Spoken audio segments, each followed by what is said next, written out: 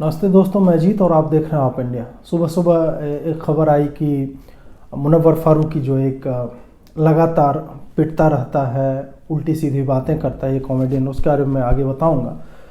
उसकी गिरफ्तारी हुई है तो उसको डिफेंड करने के लिए जो हरामखोर लिबरलों की एक भीड़ जो है, गिरोह जो है, वो सक्रिय हो गया है।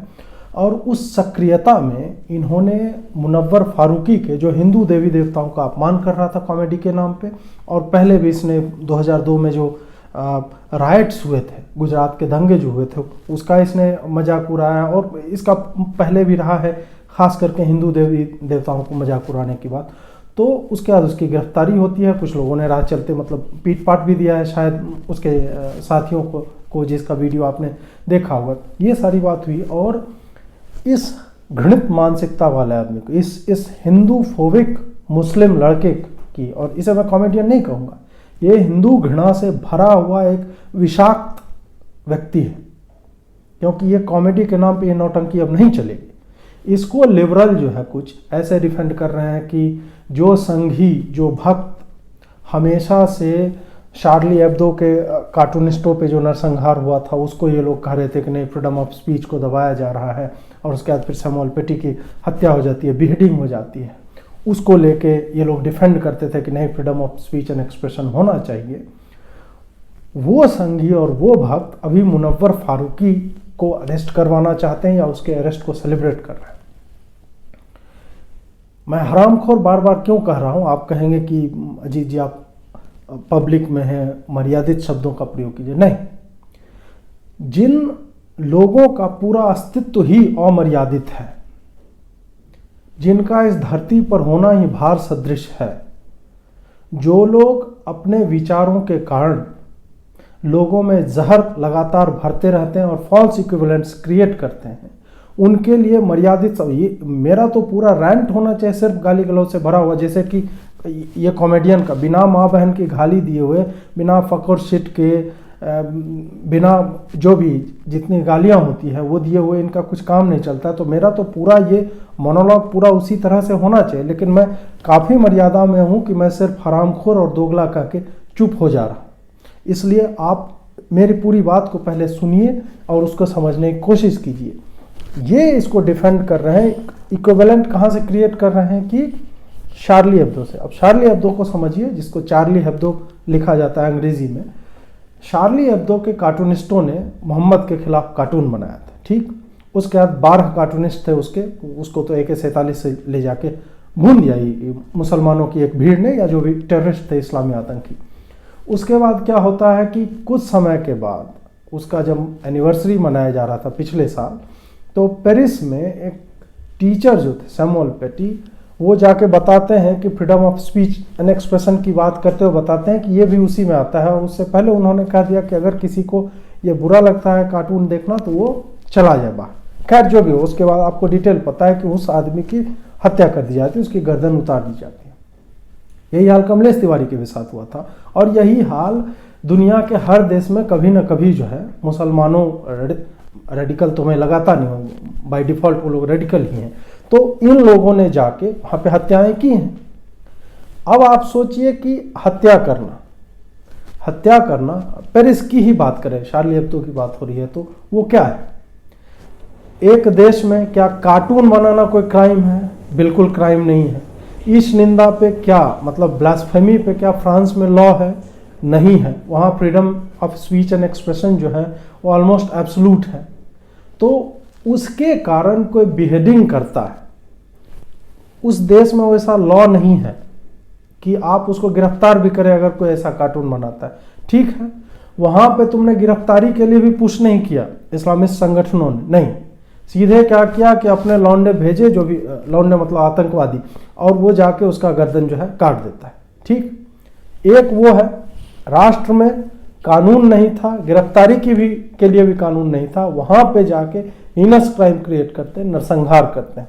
दूसरी तरफ अब आइए, मुनव्वर फारूकी जो कर रहा है उसके लिए भारत में लॉ है कि आप किसी भी धर्म, मजहब, रिलीजन के सिंबल्स को आप ना तो डेसिक्रेट कर सकते हैं। डेसिक्रेट मतलब सीधे तोड़ना फोड़ना छोड़िए, आप उन पे गलत भाव से भी नहीं बोल सकते हैं।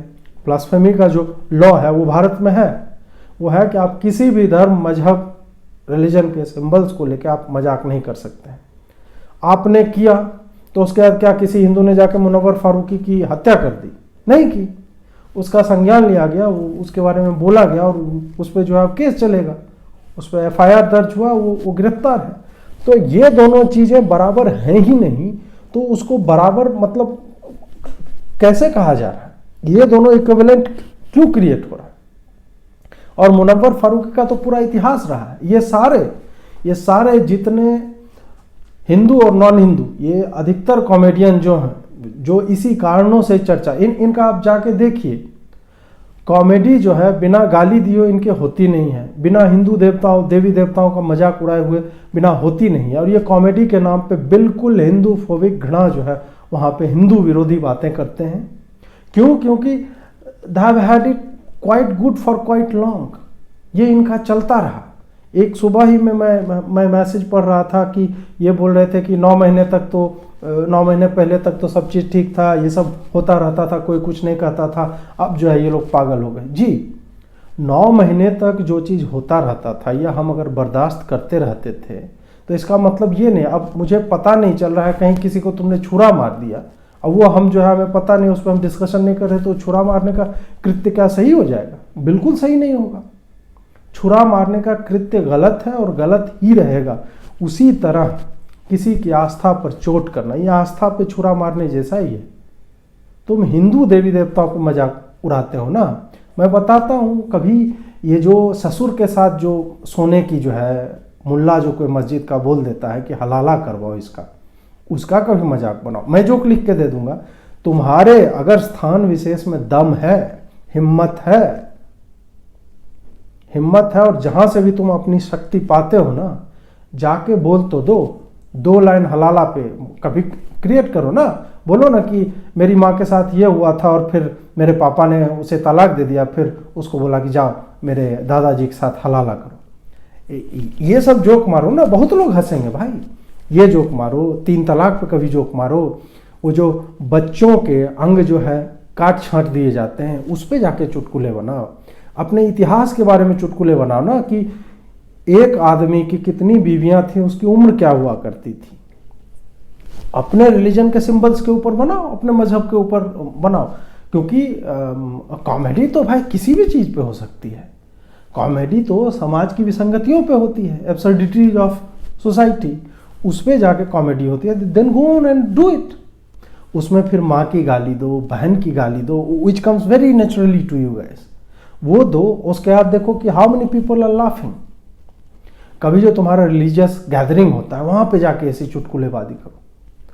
चूंकि हिंदुओं ने अभी तक तुम्हें माफ किया, अभी तक तुम्हारी सुनते रहे, that doesn't give you license कि this will go on forever and ever and ever. ये लगातार नहीं चलेगा। और ये जो हरामखोर दोगले लिबरल्स हैं वो इस तरह की नौटंकी तो बंद ही कर दें कि आप शार्ली एब्दो से जो इक्वेट कर रहे हो, किसी की गिरफ्तारी और किसी के द्वारा हत्या कर देने, नरसंहार और मल्टीपल होमिसाइड, मतलब लगातार 12 को एक बार काटा, उसके बाद फिर पेरिस में लगातार 3-4 तो उसके अंतराल में कटते और मरते रहे। उन दोनों में बहुत, एक जगह सिर्फ गिरफ्तार हो रहा है, लॉ ऑफ द लैंड के हिसाब से गिरफ्तार हो रहा है, दूसरे तरफ सीधे काट दिया जा रहा है। और वहाँ पे ऐसा कोई लॉ भी नहीं है कि आप किसी भी धर्म का मजाक नहीं उड़ा सकते या उसका कार्टून नहीं बना सकते। मजाक भी नहीं उड़ाया, कार्टून बनाया था। तो इन सब को देखते हुए ये लिबरल जहाँ मिले इनको राह चलते जो है, मतलब इनसे सवाल पूछे जाने चाहिए इस तरह के। और जितने भी कॉमेडियंस हैं ना, जिनको हिंदू देवी गणेश के सूढ़ पे जो है तुम बनाते हो, शिव जी की तीसरी आंख पे जो मजाक बनाते हो, दुर्गा माता के 10 हाथों पे जो मजाक उड़ाते हो, राम के ऊपर सीता को, राम सीता वनवास गए उस पे ऊपर जो मजाक उड़ाते हैं, जाओ अपनी हदीसें उठाओ, कुरान उठाओ, उन पे मजाक बनाओ। और तुम्हारे जितने पुरोधा हुए हैं तुम्हारे धर्म के, मजहब के, धर्म तो है नहीं तुम्हारा, मजहब के, उनसे मतलब इंस्पिरेशंस ड्रॉ करो, उनसे इंस्पिरेशंस लो और उस पर चुटकुले लिखो। अगर ज़रूरत हो I will do this free of cost, तुम्हें जाके सिर्फ बोलना है। और मेरी कॉमेडी भी काफ़ी ठीक ठाक होती है। अब मेरी कॉमेडी तो ऐसी होती है कि तुम लोगों के अंग विशेष में आग लग जाता है, धुआं जो है जूतों पे गिरा हुआ होता है, तो मैं तो ऐसे खतरनाक खतरनाक एकदम पंच ही पंच वाले जोक दूंगा। हिम्मत है, माँ बाप ने मतलब तुमको अगर उस तरह से तैयार किया है, दम है, तो आओ, मैं चुटकुले लिख के देता हूँ और तुम जाके उसको बोलो। नमस्कार।